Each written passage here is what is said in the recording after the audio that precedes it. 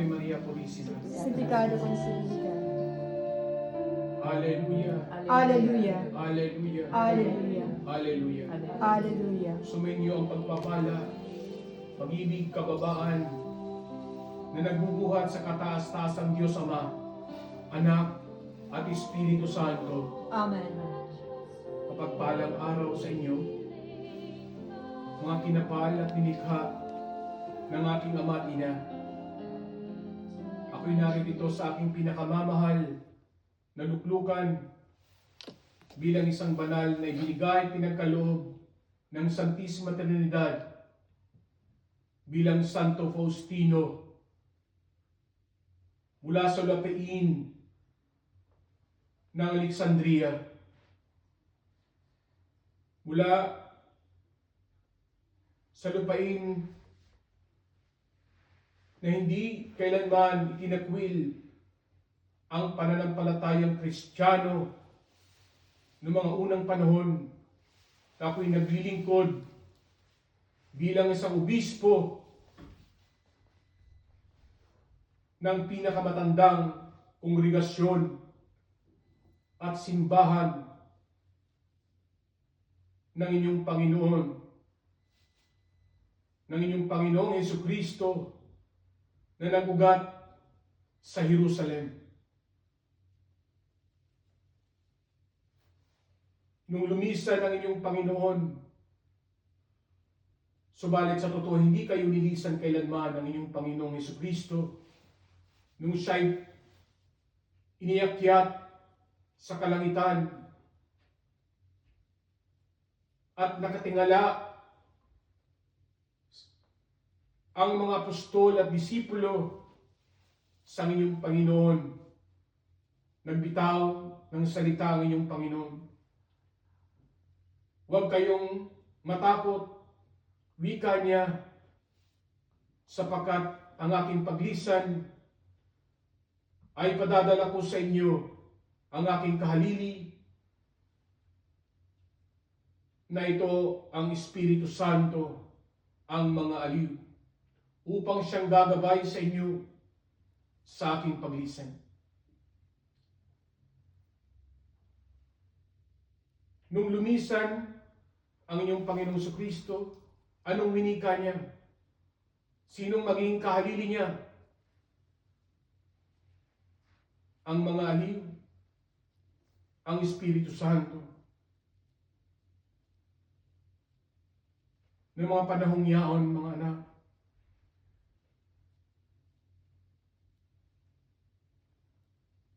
ang katagang ito ay hindi halos maunawaan at maintindihan ng mga tao noong unang panahon. Subalit sa katotohanan, ang humalili sa inyong Panginoong Jesucristo ay ang inyong pinakamamahal na ina. Mahal na inang Birheng Maria ang humalili sa inyong Panginoong Jesucristo upang itaguyod at itayo at makilala ang simbahan ng inyong Panginoon. Anong unang tawag sa simbahan na yan? Apostolic Catholic Church. Hindi. Tinawag itong The Holy Mother Church. Yan ang unang pangalan ng simbahan ng inyong Panginoong Jesucristo. Simbahan ng banal ninyong ina. Kaya't sa pangalan lamang ng simbahan na yan, na nag-ugat sa Jerusalem, mga apostol, mga disipulo, sa patnubay ng inyong mahal na ina, ay napalago ang kauna-unahang simbahan na winika ng inyong Panginoong Jesucristo kay Pedro. Pedro, Simon Pedro, sa batong ito ay tatayo ko ang aking simbahan o iglesia. Walang kapangyarihan ang makapananaig nito, maging ng impyerno, sapagkat dala-dala ninyo ang kapangyarihan ng Santisima Trinidad. Subalit, mga minamahal kong mga anak, magpahanggang ngayon sa panahon ninyo ngayon. Dapat akapin ninyo at ipakilala ninyo ang tunay na kalagayan ng inyong mahal na ina sa daigdig na ito. Sapagkat ito ang dapat malaman ng madla sa buong daigdig. Upang sa gayon higit ninyong matamo ang mga mahalagang biyaya na dapat tanggapin ninyo mula sa Diyos na lumikha. Naintindihan niyo ba? Opo.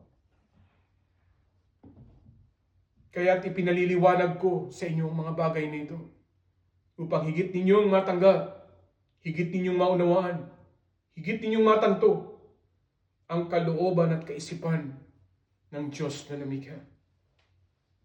At nais ko ring ituwid ang mga baluktot ninyong mga kaisipan noong unang panahon.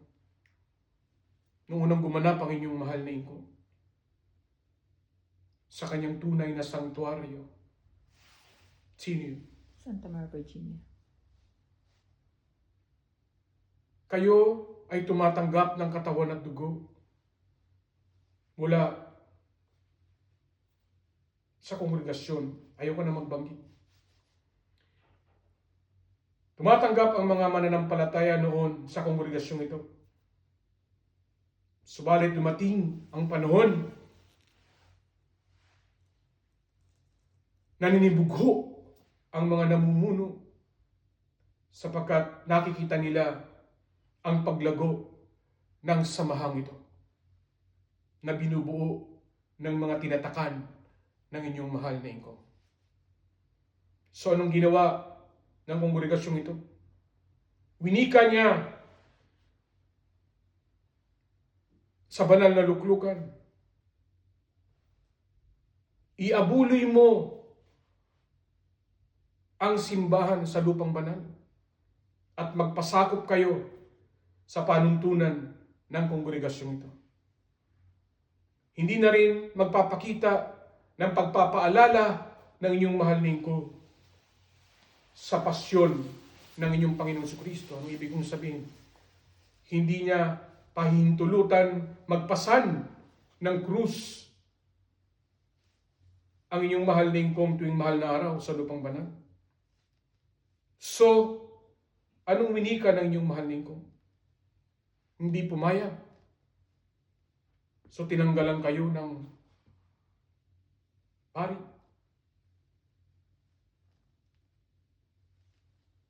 So, anong ginawa ng inyong mahal na ingkong?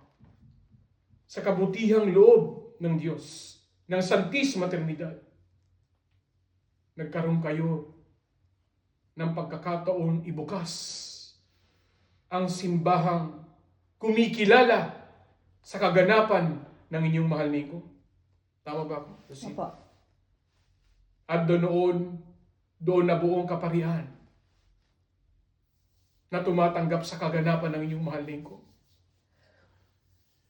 At kabilang dito ang aking luklukan. Tama ba? Mula noon,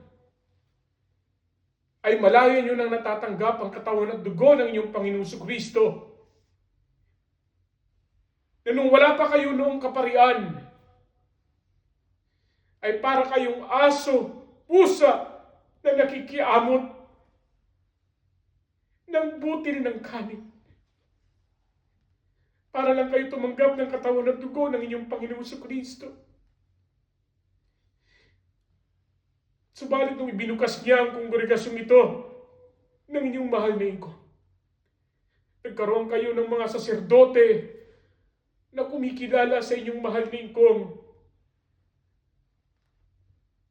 At doon itinaas ang inyong antas. Makilala kayo na hindi kayo basta-bastang samahan lamang, kundi matatawag kayong legal at merong reputasyon na kongregasyon. Masama ba ito? Hindi. Itinutuwid lang ng inyong mahal na ingkong ang nararapat na pagmamahal at pagpapala na dapat tanggapin ng mga tinatakan noong mga panahon na iyon. Kaya kung minaririnig kayo ng mga kaparian na tinatakan ay walang silbi,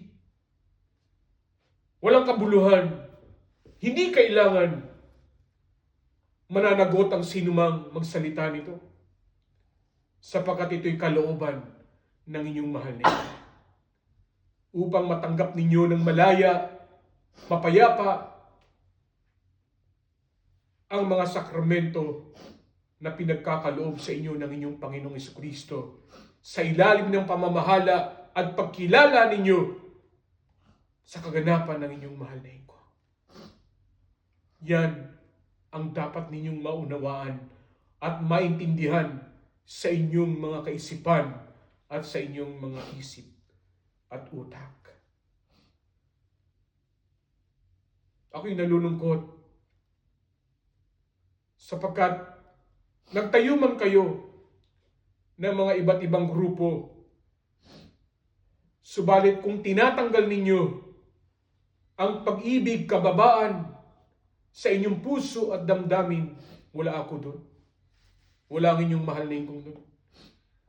Mas dinadakila ko pa at kinikilala wika ng inyong mahal na Hingkong ang mga samahan na mayroong pagkaroon ng pag-uunawaan, pagkakaintindihan, hindi man sila magkakasama sa kongregasyong ito, subalit kayo ay kumikilala ng kababaan at pag-ibig sa isa't isa. Ito'y mahalaga para sa Kanya. Naintindihan niyo ba? Opo. Darating ang panahon,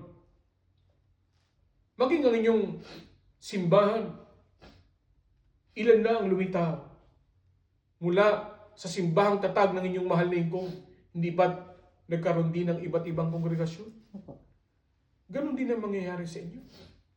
Subalit nagkakaroon kayo ng unawaan, pagkakaisa pagdating ng mga oras na dapat kayong magkaroon ng pagpupulong para sa kakaluwalhati at ikadadakila ng Santisma Trinidad ng Diyos na lumikha. Sapagkat talagang darating sa inyo ang mga bagay na ito. Kung naganap sa kaganapan ng Ama, magaganap din ito sa kaganapan ng Anak. At higit ding magaganap ito sa kaganapan ng tatlong persona ng Espiritu Santo. Yan ang dapat ninyong maunawaan at maintindihan. Napakapalad ninyo sapagkat nakatungtong ang anghel ibinaba sa lupain ng kanluran. Nadidinig ninyo ang tinig nito. Naintindihan niyo ba? Opo.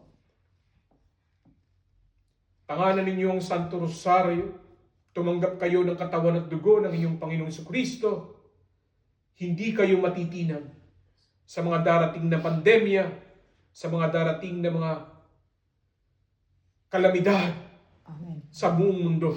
Amen. Tandaan ninyo ito.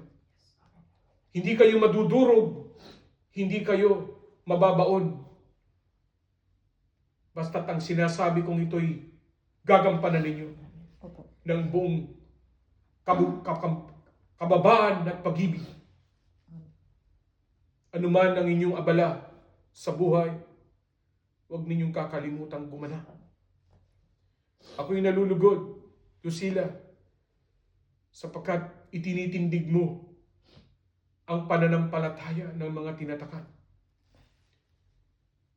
Ipagpatuloy niyo ito sapagkat higit kayong makatutulong sa mga kaluluwang natutiyot, sa mga kaluluwang naliligaw ng pananampalataya.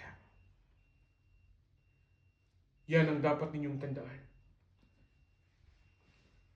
Sa huling araw, winika ng Diyos, isasabog ko ang aking espiritu sa lahat ng buhay na laman. Yan ay naganap na.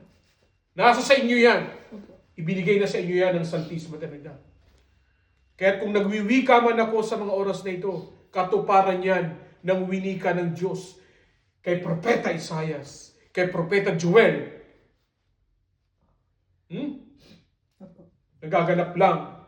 Kaya't ang mga bagay na ito na nagaganap ngayon sa batang ito ay katuparan lang sa winika ng Diyos sa bibig ng mga propeta na naisulat sa Santong Kasulatan. Kaya't wala akong nilabag ni isang batas ng Santong Kasulatan.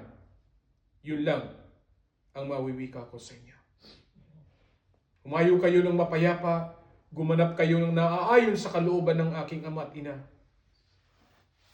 Tatanggapin ninyo ang napakataas na biyaya buhat sa Santissima Trinidad.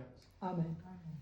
At ang larawan, natutuwa ko, sapagkat ibinabantayog ninyo ang larawan sa inyong mga tahanan ng Santissima Trinidad.